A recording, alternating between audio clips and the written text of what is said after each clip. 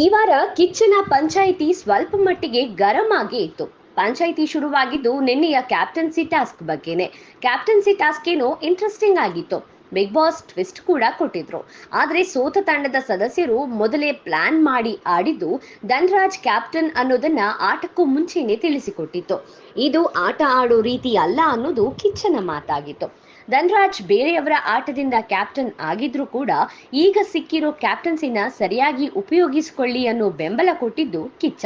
ಹೊಸ ಆತ್ಮವಿಶ್ವಾಸ ತುಂಬಿದ್ದು ಕಿಚ್ಚ. ಇನ್ನು ಮನೆಯಲ್ಲಿ ಈ ವಾರದ ಆಟ ಬಹಳಷ್ಟು ಪಾಲು ಮಂಜು ಹಾಗೂ ಮೋಕ್ಷಿತ ಸುತ್ತಾನೆ ಸುತ್ತಿತ್ತು. ಆದ್ರೆ ಮೊದಲೇ ಹೇಳಿದ ಹಾಗೆ ಅವರಿಬ್ಬರ ಪರ್ಸನಲ್ ಬೇಜಾರು, ಸಿಟ್ಟು ಟಾಸ್ಕ್ ಅನ್ನ ಮತ್ತಷ್ಟು ಹಾಳು ಮಾಡ್ತು.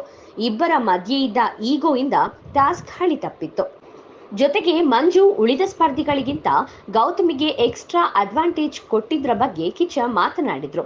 ತಕ್ಕಡಿಯಲ್ಲಿ ಎಲ್ರೂ ಒಂದು ಕಡೆ ಆದ್ರೆ ಗೌತಮಿ ಮಾತ್ರ ಒಂದು ಕಡೆ ಆಗಿತ್ತು. ಗೌತಮಿ ಮಾತು ಮಾತ್ರನೇ ಮಂಜು ಕಿವಿಗೆ ಬೀಳ್ತಿದೆ ಅನ್ನಿಸ್ತಿತ್ತು. ಗೌತಮಿ ಜೊತೆ ಚೆನ್ನಾಗಿದ್ದೀನಿ ಅನ್ನೋ ಮಾತ್ರಕ್ಕೆ ಗೌತಮಿಗೆ ಮಾತ್ರನೇ ಸ್ಪೆಷಲ್ ಅಟೆನ್ಷನ್ ಯಾಕೆ? ಟಾಸ್ಕ್ ಅಂತ ಬಂದಾಗ ಉಳಿದ ಸ್ಪರ್ಧಿಗಳ ತರಹನೇ ಗೌತಮಿನು ಟ್ರೀಟ್ ಮಾಡಬೇಕಿತ್ತು ಅಂತ ಕಿಚ್ಚ ಮಂಜುಗೆ ಕ್ಲಾಸ್ ತೆಗೆದುಕೊಂಡ್ರು.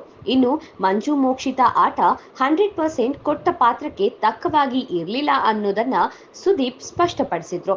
ಮೋಕ್ಷಿತ ಹಾಗೂ ಗೌತಮಿ ನಡುವೆನೂ ಬಾಂಡಿಂಗ್ ಹಳಸಿದ್ರಿಂದ ಮೋಕ್ಷಿತ ಆಟದ ಬಗ್ಗೆ ಗೌತಮಿ ಕಿವಿ ಚುಚ್ಚಿದ್ರು. ಇನ್ನು ರಜತ್ನ ಸಿಲ್ಲಿ ರೀಸನ್ ಕೊಟ್ಟು ಕ್ಯಾಪ್ಟನ್ಸಿ ಟಾಸ್ಕ್ ಇಂದ ಆಚೆ ಇಟ್ಟಿದ್ದು ವಾರದ ಕಥೆಯಲ್ಲಿ ಚರ್ಚೆಯಾಯಿತು. ಬಿಗ್ ಬಾಸ್ ಆಟದಲ್ಲಿ ಸಂಬಂಧಗಳು ಯಾಕೆ ಬೇಕು ಅನ್ನೋದು ಕಿಚ್ಚನ ಪ್ರಶ್ನೆಯಾಗಿತ್ತು.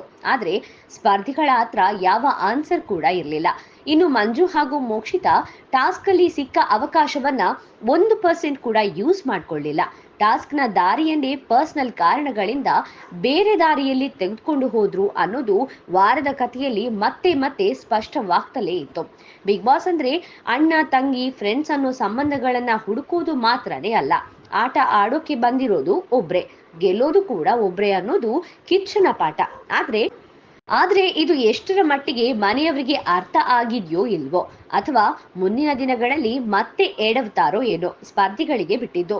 ಇನ್ನು ಎಲಿಮಿನೇಷನ್ ಅನ್ನೋ ಹಾಟ್ ಸೀಟ್ ಅಲ್ಲಿ ಉಳಿದವರು ಯಾರು, ಹೋಗುವವರು ಯಾರು, ಇವತ್ತಿನ ವಾರದ ಕಥೆಯಲ್ಲಿ ಕಾದು ನೋಡ್ಬೇಕು.